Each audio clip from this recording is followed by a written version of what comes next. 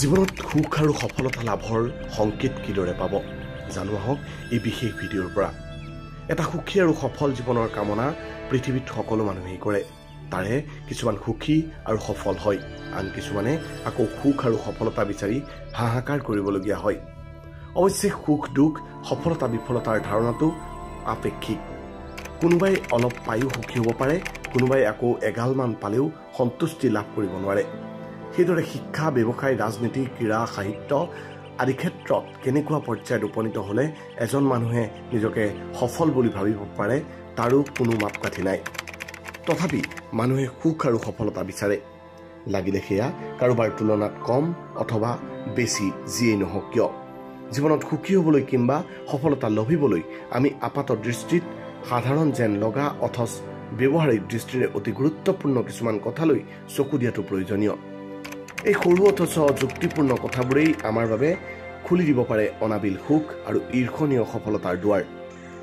প্ৰতিষ্ঠা বিকাশৰ আটাইতকৈ উৎকৃষ্ট পন্থা হ'ল প্ৰতিযোগিতা।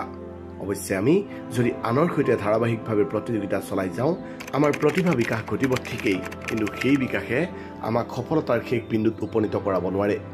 কিন্তু আমি যদি নিজকে নিজৰ প্ৰতিদ্বন্দ্বী বুলি ধৰি লৈ প্ৰতিযোগিতাত নামো, তেতিয়া আমাৰ প্ৰতিভা অধিক বিকশিত হ'ব আৰু আমি বিচৰা ধৰণে সফল কাম হ'বলৈ সক্ষম হ'ম। এটা সুখী জীৱনৰ অধিকাৰী হ'বলৈ দুটা কথা সদায় মানি চলিবলৈ যত্ন কৰিব লাগিব। প্ৰথমটো হ'ল মনৰ আৱেগ অনুভূতি প্ৰকাশ কৰিবলৈ কেতিয়াও চকুলোৰ আশ্ৰয় নোলোৱা, আৰু দ্বিতীয়টো হ'ল ক্ৰোধৰ বহিঃপ্ৰকাশ ঘটাবলৈ কেতিয়াও বাক প্ৰয়োগ নকৰা।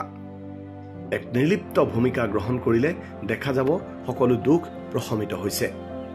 সফলতাৰ বাবে আটাইতকৈ প্ৰয়োজনীয় কথাটো হ'ল উৎকৃষ্টতা বা এক্সিলেন্স।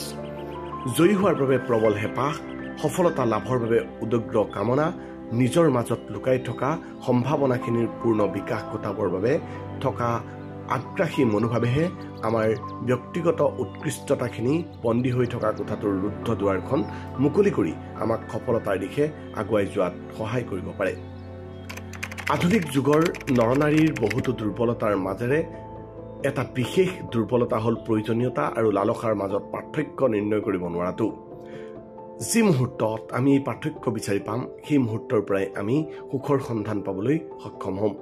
সফলতা লাভৰ বাবে প্ৰয়োজনীয় আন দুটা গুৰুত্বপূৰ্ণ কথা হ'ল বিচক্ষণতা আৰু পৰিপক্কতা আৰু আত্মপত্ৰয়।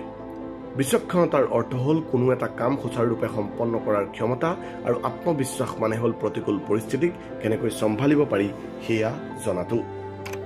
নিঃস্ব অথবা সচ্ছল এই দুই পৰিস্থিতিত মানসিক স্থিতি কেনে হ'ব তাৰ ওপৰতে নিৰ্ভৰ কৰিব সুখী আৰু সফল জীৱনৰ বুনিয়াদ। অভাৱত বিতত আৰু সচ্ছলতাত অহংকাৰী হ'লেই জীৱনৰ পৰা হেৰাই যাব পাৰে সকলো সুখ শান্তি, ভাগি পৰিব পাৰে সফলতাৰ গগনচুম্বী সৌধ।